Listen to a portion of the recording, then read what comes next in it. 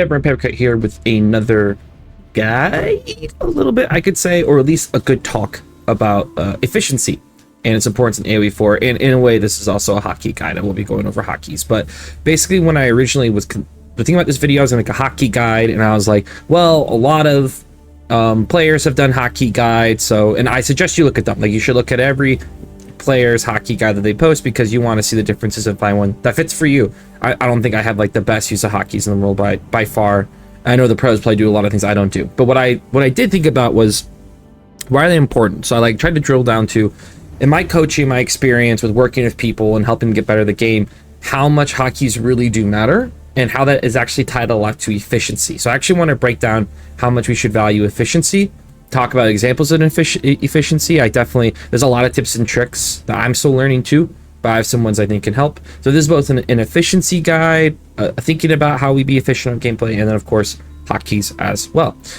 So let's go for it. As always, please like and subscribe. Message me on Discord if you're interested for coaching sessions, or join my coaching Discord if you're just looking for a place, a nice community, ask questions, get help, find people to spar against, find people to play with. And then follow me on Twitch, or you can watch me on YouTube live stream. I stream most weeknights, or if I can't stream weeknights, I will try to stream during the weekday. So I'm trying to nail down a consistent schedule, but right now work and family kind of make it hard to do that. Anyway, so why is efficiency important? On the right, you'll see I have a bunch of Reddit posts about APM.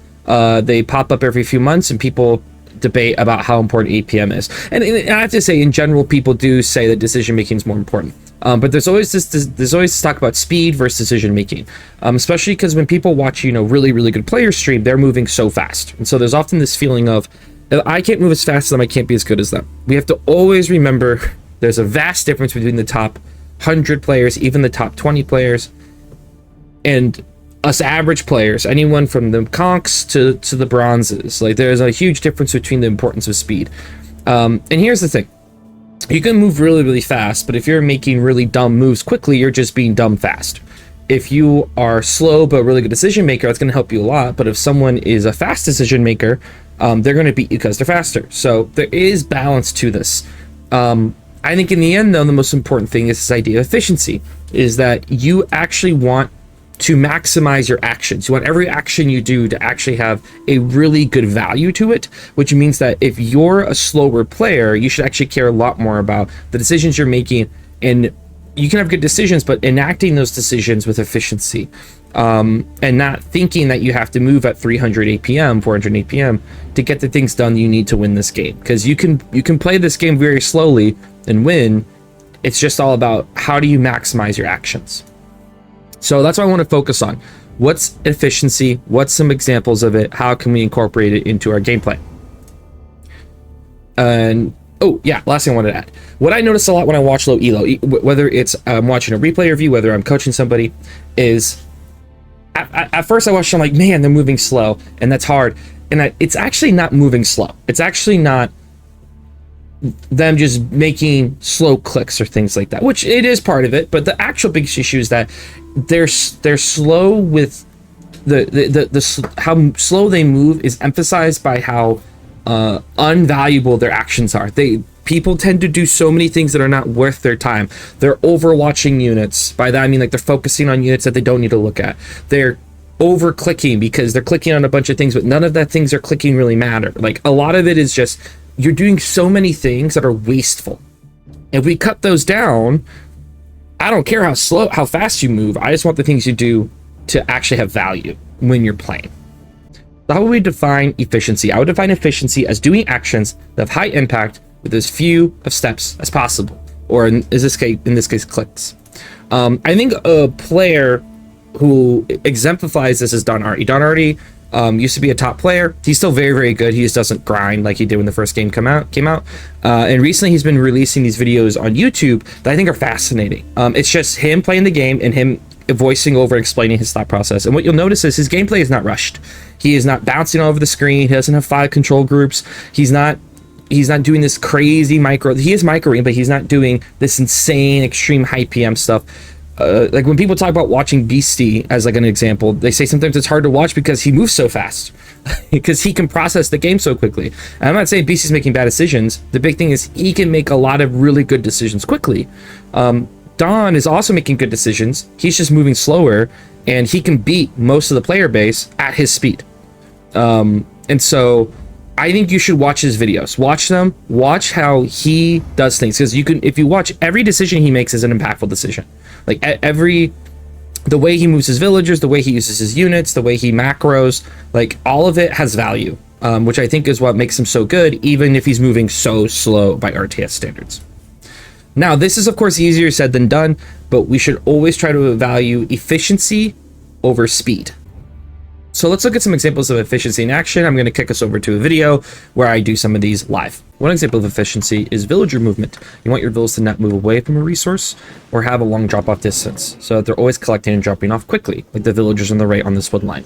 Villagers on the left have to walk a lot more, and so they're gathering a lot slower. At the same time, we also don't want to consistently move villagers around the map. As they're moving, they're not gathering.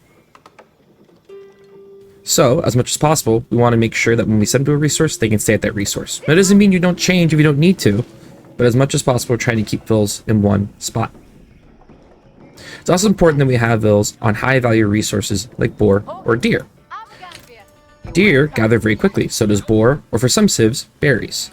This is a lot less micro-intensive and more resource-efficient, so your vills can just start gathering deer, and they're good to go. On the other hand, farms are much less eco-efficient, especially in the early game, and require more clicks, so it's less efficient to make that. For every farm, you have to make a farm, place it, the villa has to make it, and each villa has to do that one by one, while the villas on deer are just gathering deer and going for it, which is really nice. The one thing I want to double tap on that video that I don't think I focus on enough is the idea of macro focus. I have coached many people where I live coach them, like I feel like I watch my base more than I watch my units. Yeah, that's kind of AOE 4. It actually matters a lot more how well you're spending your resources and remacroing onto good resources, whether that's putting your villas on high value resources like deer or boar, or that's just making sure that if you're floating 1,000 wood, you take your villas off wood and put them on something you need and you spend that wood. And so overall, it's much more high value to always be spending your resources and then getting resources that you need, rather than very precisely microing your units around the map or trying to get off the perfect raid. Like oftentimes, just spending your resources and getting the resources you need is what it takes to win the game. So overall, just to emphasize, what are some high value actions we're looking to do consistently? 1, making vills. You have to make vills. If you're struggling making vills, just queue up 5. I have a video you can watch where Don gave me some quick coaching because he was watching me on stream, and he said, I don't know why you do this stuff where you always try to have just 1 vill or 2 vills in queue. And it's because I remember watching a top level player, I think one time, and he talked about how, you know, you don't want to over queue vills, you're wasting food.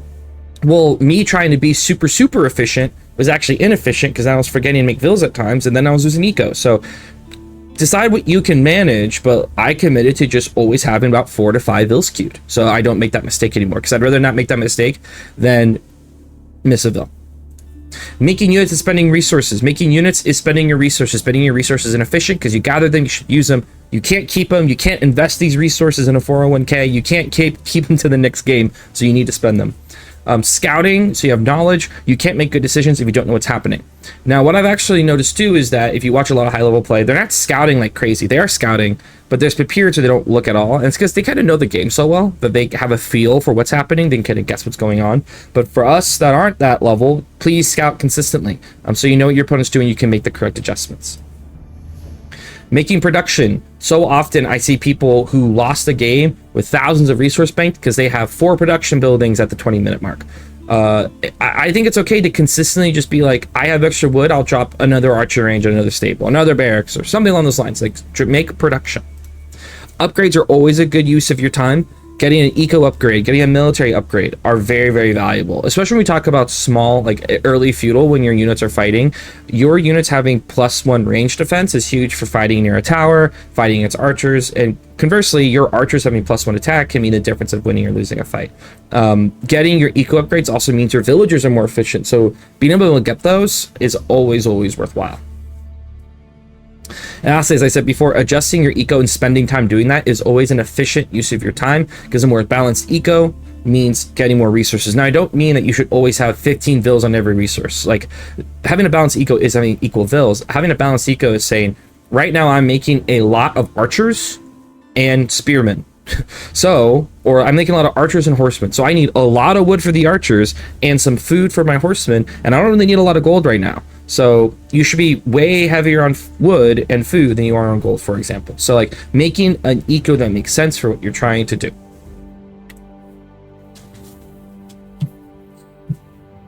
Now, why are hotkeys so important for efficiency? I've recently, I'd say even more so, I've been coaching a lot of people who are coming back to the game or are first-time RTS players, and they click everything. And I didn't truly conceptualize how slow it is until I watched someone play live who clicked everything. They did click on a vill, then click on the house, then build the house, then grab another vill and build another house. And it was so, I wanted to just be like, just hit the hotkey, just do the hotkey and shift and make him build a bunch. So I think the thing is that it's so common to see people be inefficient because they're not using hotkeys, which means they have to click so much, and that's so slow. Clicking for every single thing is just a drag. And so the less clicks from your mouse, the better things will probably be going for you. The more you can do things on your keyboard with your many fingers, which are very fast, that's just better than having everything be done by mouse. Hotkeys thus also help you automate your actions. Once you've ingrained a hotkey into your mind, you can then build a house without thinking about it. You can build a lumber camp without thinking about it. You can do all these things without have to actually putting in the thought to clicking the right building, then clicking where the spot is. Like you're just clicking, dropping, and going. So let's go over some important hotkeys. Once again, I wouldn't be surprised if you went and watched someone else's video and they had a much more extensive hotkey guide. But to me, this is the hotkeys I find really important. And the ones I think if you were to do any of them, these are the ones that you should probably look into. So they're as follows. First, under the unit selections, if you're going into your settings, you go to your hotkeys. This is the unit selection portion of the hotkeys. First, you have select all units. Now this is select all units on visible on your screen. I don't really use this one as much, but I have talked to the people who find this one very useful.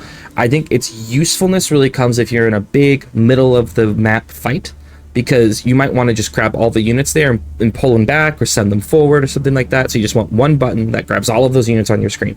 You wouldn't want to do this in your base where you might grab villagers. So be careful when you use it. It is very useful for bigger fights in your endgame. I don't use it personally, but I know it is a useful one. Select all idle villagers is a really important one to me.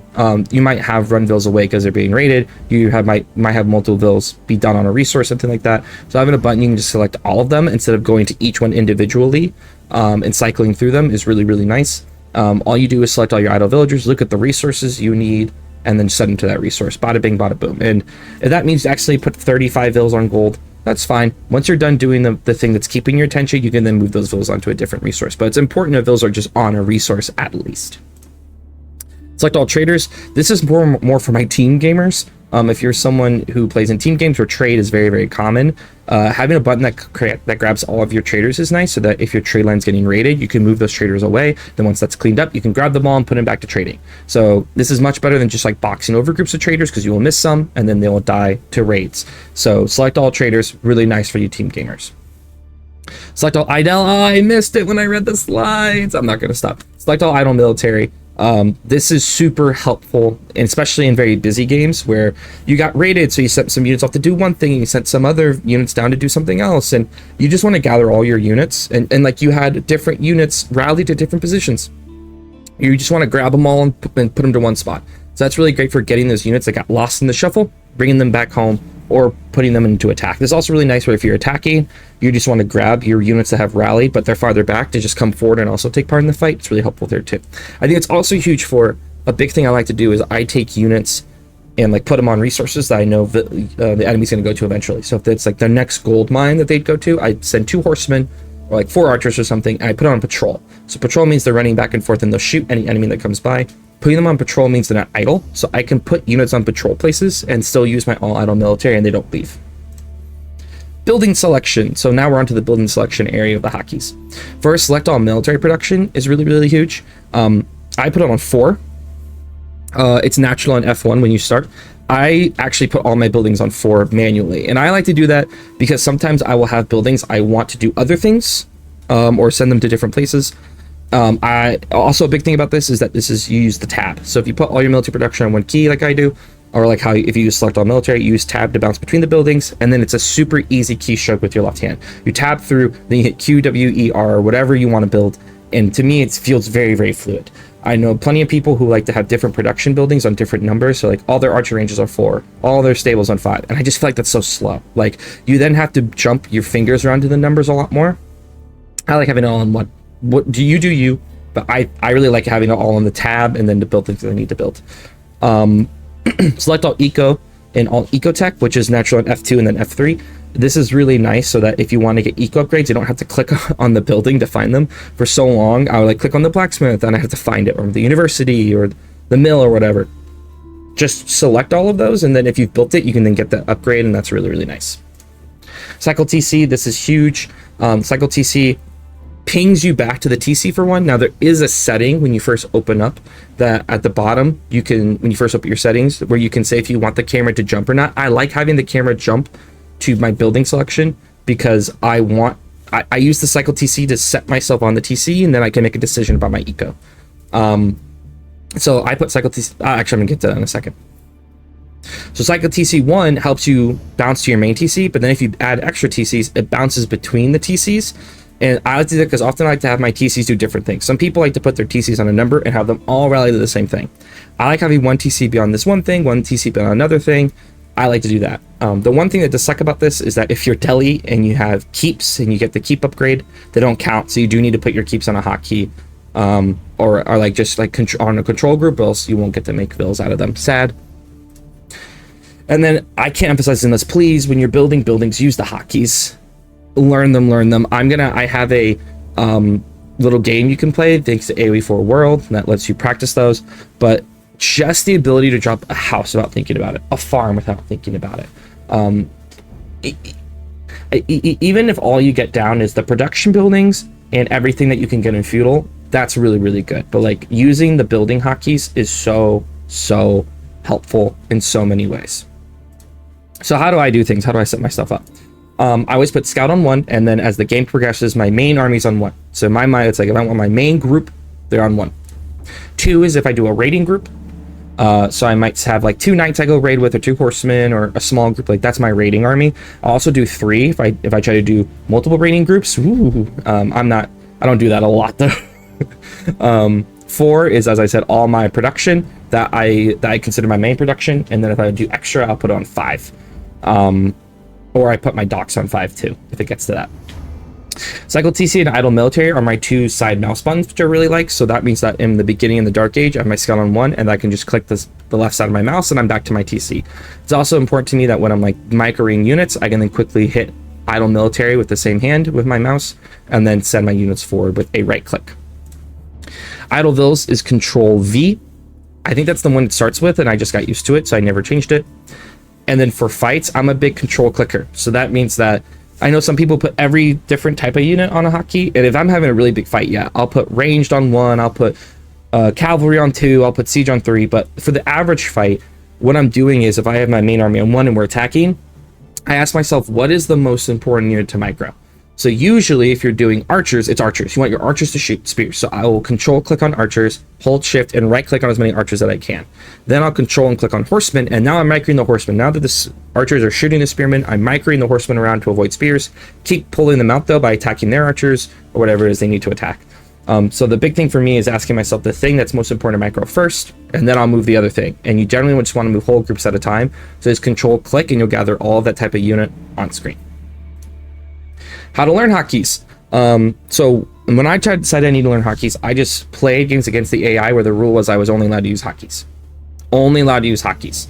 Then I forced myself to do that in ranked games. And I felt super slow at first, and then your body gets used to it and you're fine. But you have to force yourself to do it. If you keep being like, oh, I'll try next game, you'll never actually commit it to muscle memory. And then add them slowly. As I said, like another thing you could do is be like, okay, for this game, I'm gonna put all of my units, I'm gonna use all my production buildings hotkeys, or I'm gonna do all my feudal buildings. Like you can also do a version where you're just doing chunks of it. If you don't think you can do all your hotkeys at once, just add groups of hotkeys at once, and once you get them down, add the next group of hotkeys. Keep written reminders, so you can do the big post-it note on the screen. You can do the big post-it note on the screen which says your hotkeys, especially if there's like 3 or 4 you're really working on. And then, as I said in the video, in the box below this video, there's going to be a link to the AOE 4 game where you can play to practice your hotkeys. And now I'm going to send you over to a video where I'm going to give you some examples of efficiency tips that you can use in your games. I hope you enjoy them. First is sheep near TC, or sheep if you go and just drop them off. For example, here, I'm going to have these fills with the house. Keep him moving. I'm going to do some other stuff in this video. For example, sheep in here, I would box over the sheep and click as close to the town center. What you can do is you can click on the other side of the town center. When they get close, you hit S to stop them moving. And you try to move them as close as you can so villagers don't have to drop off. And you can also hold control and click on a sheep to gather them all. And you want to try to move them as close to the TC as possible.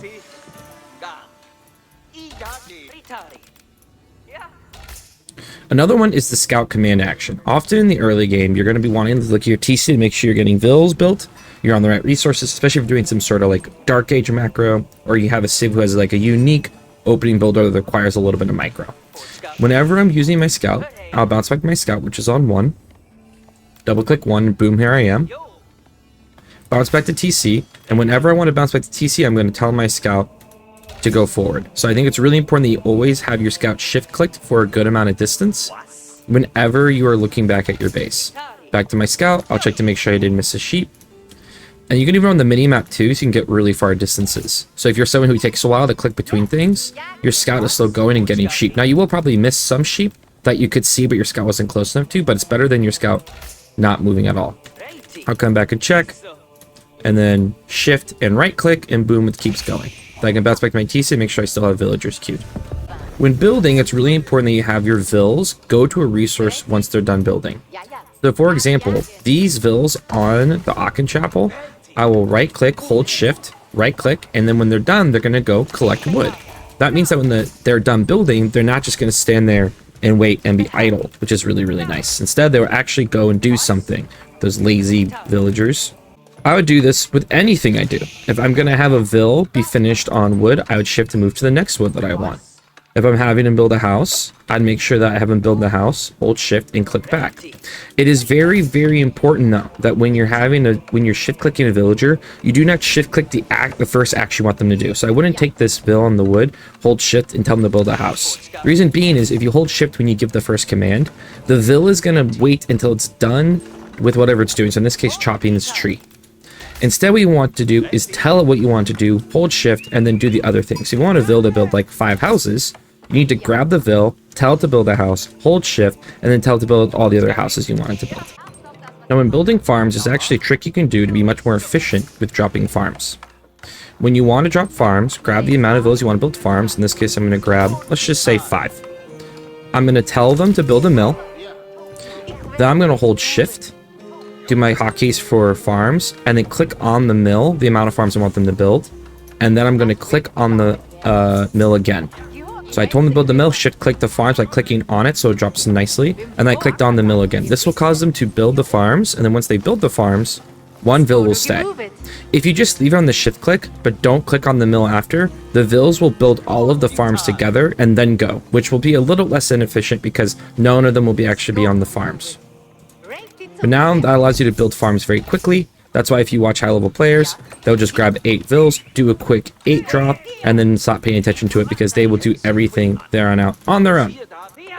Next, and this one requires a little bit more micro. If you're sending vills to deer, you do want to try to have them kill deer relatively close to the mill. So you put the mill in the middle of the deer pack. What you want to do is try to grab 2 vills to shoot deer as you're walking close. It takes 2 vills to one-shot a deer, and the reason you want to do this is because you want the deer to be close to the mill, so the drop-off's a lot faster. If you let the vills do it naturally, they will often push the deer farther away, making it inefficient. What I like to do after that is whenever I see deer that are somewhat close to the mill, I'll grab 2 vills or more, shoot it, and then move on with my day. If you have the extra micro, you can actually push the deer in with the scout, though it is very slow. But it is nice as a way to get villagers and to get deer closer to the mill, which means the drop-off is very nice and quick. If you look here, when a vill wants to drop off, he basically drops off, and he's back on it instead of a longer walk. It's also nice that if you're going to be on a resource like deer, that you get wheelbarrow, so if the vills do have a longer walk range, it doesn't take us. Next, for lumber camps, is actually a really easy way to stay efficient with lumber camps and get your wood, keep your wood gather high. Whenever you see this open space between the lumber camp and where they're at the trees, just go ahead and build another lumber camp. It's actually very worth the cost to just go ahead and do that. Another thing is unit focus. Oftentimes, I will have people sit here and watch units like this. They're sending units forward and they're sitting here and they're watching and they're watching and they're watching. I think one of the things they could be doing that are more efficient or high value. They could be at home making more vills. They could be producing more units. They could be getting upgrades. And then when they get those things, they come back and do the thing they want to do with their units. Another thing is they overwatch fights. So we look here. I know that this fight's going on, so I can back up, do some more things, go back and check it. Oh, they're running too far forward. I'll back up. And then I can just put my archers on stand ground here, and we're good. And then I can do the more important things at home, which is keep making my army bigger, instead of sitting here and not doing those things, so my army isn't getting bigger. This applies especially to raids. A lot of the time when people raid, they're trying to really kill... Oh, no, I'm just going to back up. In this case, I'm backing up, and I'm going to stop looking at it. I've told my units to back up, and I'd rather get back to making things, getting upgrades, than watching my units back up. That's why I always, when I coach people, I tell them, just make a decisive decision. Fight or back up. If you back up, then you can do macro things that matter more. When it comes to raids, I think it's really important that the main goal of a raid is actually just to pull your opponent's attention. Try to snipe a vill if you can, but if you actually make them leave, that is idle time too. They're not gathering, and now I can just go away and watch. Once I've done the raid, I'll just send these units far away, and then I'm back at home doing the things that matter. My macro, making units, making villagers, making sure I'm dropping houses, making sure I'm getting upgrades, adding another lumber camp, extra wood, maybe out of farm. You know, doing these things that keep my eco pumping, which is actually much more important to my overall success and much more efficient use of my time than watching my units back up, trying to micro for just one more hit on a vill. Like, it doesn't matter as much as just getting the big army that's going to win you the game.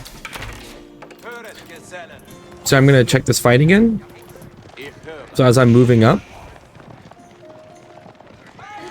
Great, there's vills here. I don't need to look at that right now. I'm going to come back. Oh, I got a ping. I'm going to come back and check. And, you know, there's a lot going on here. So I'm just going to A move. I'm going to back up and look down here. Look back. Yeah, there's some things happening. I'm going to make sure to A move my archers. An A move is attack move, where I'm going to hit A and then click on the ground. Because I don't need to watch this. I don't really need to micro this. It's actually more important for me to keep producing than it is for me to watch that fight specifically. You know, once I've decided I've done a lot of damage, that I can back up. I've done some stuff here. I don't really need to stick around anymore. In that case, I'm going to pull back. I'm going to retreat. I'm going to stop watching him come back and do stuff at home. It is so important that we do not overwatch what we are doing on the battlefield. These things I'm doing back at home eco-wise are so much more important for me actually winning the game than me sticking here and overwatching this for a very long time. Hard watching is an eco killer. Hard watching fights is an eco killer, which actually ends up hurting you way more than maybe getting one little better efficiency.